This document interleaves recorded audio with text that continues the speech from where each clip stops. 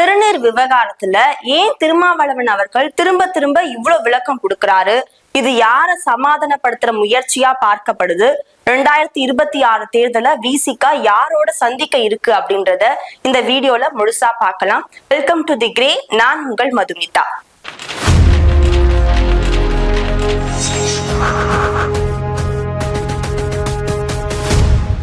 சனாதனத்தையும் அது பழமை வாய்ந்த நெறிகளையும் எதிர்க்கிறவர் தான் திருமாவளவன் அவர்கள்.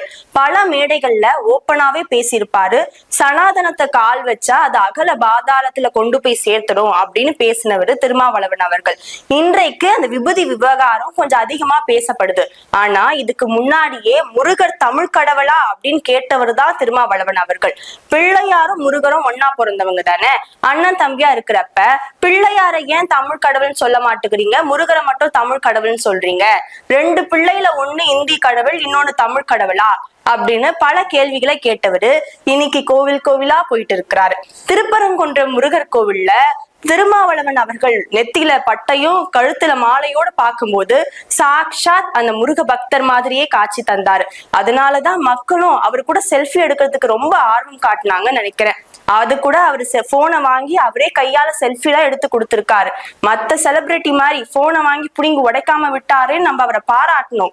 ஆனா ஏன் இவரு இவ்வளவு விமர்சிக்கப்படுறாரு அப்படின்னா, அந்த போட்டோ எடுக்கிறப்ப விபூதி அழிச்சிட்டு செல்ஃபி எடுத்து கொடுத்திருக்கிறாரு. விபூதியை ஏன் அழிச்சாரு திருமாவளவன் அவர்கள்? இந்து மக்களை எதிர்க்கிறாரா, இந்து மக்களுக்கு எதிராக அவர் செயல்படுறாரு அப்படின்னு இந்த ஒரு நிகழ்ச்சிய பல்வேறு தரப்பினரும் குற்றம் சாட்டவும் அவரை விமர்சிக்கவும் ஆரம்பிச்சிட்டாங்க.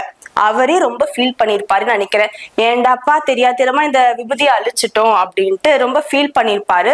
அதனாலதான் உடனே செய்தியாளர்கள் சந்திப்பிலும் விளக்கம் கொடுக்கிறாரு. ஏங்க, நான் அவ்வளவு நேரம் விபூதி வச்சிருந்தேன், அது உங்களுக்கு தெரியல, அந்த விபூதியை அழிச்சிட்டு தான் உங்களுக்கு தெரியுதா அப்படின்னா ஒரு ஆதங்கத்தோட சொல்லியிருப்பாங்க. அதோட விட்டாங்களா இந்த பிரச்சனைய? இல்ல. பாஜகல முருக பக்தர் மாநாட்டுல அண்ணாமலை அவர்கள் கடுமையா விமர்சிக்கிறாரு திருமாவளவன் அவர்களை. என்னன்னு, இப்ப விபூதி அழிச்சவரு நாளைக்கு உங்களை ஓட்டு கேட்டு வருவாரு அப்படின்ட்டு இந்து மக்களுக்கு எதிரானவர் திருமாவளவன் அவர்கள் அப்படின்றத காட்டுற விதமா விமர்சித்திருந்தாரு அண்ணாமலை அவர்கள். என்னடா இந்த பிரச்சனை வேற ட்ராக்ல போகுது அப்படின்ட்டு உடனே திருமாவளவன் அவர்களும் பேஸ்புக்ல ஒரு விளக்கம் கொடுத்திருப்பாங்க. ஏங்க, உங்களுக்கு எல்லாம் வேர்வை வராதா? அந்த மாதிரி நான் என் வேர்வையை தானே தொடச்சேன், அதை ஏன் இவ்வளவு விமர்சனமா பேசுறீங்க? வேர்வை வந்தா துடைக்க மாட்டாங்களா? நான் யதார்த்தமா தொடச்சேன், விபூதி துடைக்கணும்னு துடைக்கல அப்படின்னு சொல்லியிருந்தாரு. நம்ம எல்லாம் வியர்வை வந்தா மொத்தமா துடைப்போம், அவர் வியர்வை வந்தா விபூதி இருக்கிற இடத்த மட்டும் துடைப்பாரு போல. பாக்குற மக்களுக்கு தெரியும் அது வியர்வியா விபூதியா அப்படின்றது. இந்த நிகழ்ச்சிக்கு பல்வேறு கட்சி தலைவர்கள் கூட எதிர்ப்பு தெரிவிச்சிருந்தாங்க. அகில பாரத் அனுமன் சேனா மாநில செயலாளர் ராமலிங்கம் அவர்கள் திருப்பரங்குன்றத்துல இருக்கிற போலீஸ் ஸ்டேஷன்ல கம்ப்ளைண்ட் கொடுக்கிறாரு. இவர் இந்த மாதிரி விபூதியை அழிச்சது இந்து மக்களை புண்படுத்துற விதமா இருக்கு, இது கலவரத்தை ஏற்படுத்தும் அப்படின்ட்டு ஒரு புகாரை கொடுத்திருக்காங்க. அதே மாதிரி இந்து மக்கள் கட்சி மாவட்ட தலைவர் அவர்களும் அவர் 6 மணி நேரம் விபூதி வச்சுட்டு இருந்தேன்னு சொன்னதே பொய் தாங்க அப்படின்ட்டு அவர் ஒரு விமர்சனத்தை முன்வைக்கிறாங்க. இன்னும் இந்த விபூதி வச்ச மேட்டரை யாருமே விடாம இருக்காங்க. இதுக்கு இடையில விசிகா தலைவர் விசிகா விருது வழங்கும் விழாவில ஒரு கருத்தை சொல்லியிருக்காரு. புண்ணியம் கிடைக்கணும் நான் விபூதியா வச்சுக்கல, அழிச்சு அவமானப்படுத்தணும்னா விபூதியை அழிக்கல அப்படின்னு ரொம்ப ரைமிங்கா பேசியிருப்பாரு. அதே மாதிரி அவங்க அம்மா ஆர்த்தி எடுத்து விபூதி வச்சு விட்டா நான் அதை அழிக்க மாட்டேன், என் அம்மா மாதிரியே தான் என் மக்களையும் மதிக்கிறேன் அப்படின்ட்டு ரொம்ப ஆதரவா சமாதானப்படுத்துற விதமாவே அவர் பேசியிருந்தாரு. சரி, இந்த திருமாவளவன் அவர்களே இதுக்கு முன்னாடி கோவில்ல இருக்கிற சிற்பங்கள் எல்லாம் ஆபாசம் சொல்லி பேசினாரு. அப்ப எந்த இந்து மக்களுக்கும் அது காயப்படலையா? அப்ப எந்த ஒரு விளக்கமும் கொடுக்காத திருமாவளவன் அவர்கள் ஏன் இப்ப திரும்ப திரும்ப இவ்வளவு விளக்கங்கள் கொடுத்துட்டு இருக்காரு? அப்ப இது இந்து மக்களை சமாதானப்படுத்துற விதமா தானே இருக்கு. பாஜக இந்து மக்களை முன்னணியா வச்சுதான் அரசியல் நகர்வுகளை பண்ணிட்டு இருக்கு.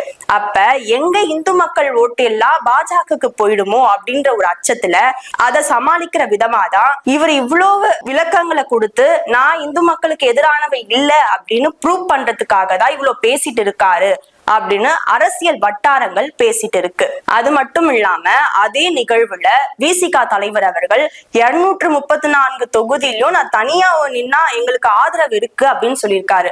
அப்ப இது திமுகவை எச்சரிக்கிற விதமா தானே இருக்கு. 200 ஆட்சியிலையும் பங்கு அதிகாரத்திலையும் பங்கு வேணும்னு அவர் கேட்டத திமுக கொடுக்காததுனால ஓப்பனா சொல்லியிருக்காரா 234 தொகுதியிலும் எனக்கு ஆதரவு இருக்கு அப்படின்னு இது டிமாண்ட் பண்ற விதமா மாறி இருக்கு. அப்பனா திமுக இத ஏத்துக்கலனா விசிக தலைவர் தாவேகா தலைவரோட சேர்ந்துருவாரா அப்படின்ற ஒரு கேள்வியும் வருது. ஏன்னா தாவேகாவோட கூட்டணி அமைக்கிறவங்களுக்கு ஆட்சியில பங்குன்னு அந்த தலைவர் விஜய் அவர்கள் அறிவிச்சிருந்தாரு. இப்ப என்ன முடிவு எடுக்க போறாருன்னு தெரியாம மக்களும் குழம்பிருக்காங்க, பாவம் அவரும் குழம்பிருக்காருன்னு நினைக்கிறேன். இது போன்ற பல சுவாரஸ்யமான அரசியல் தகவல்களோடு அடுத்த வீடியோல பார்க்கலாம். நன்றி.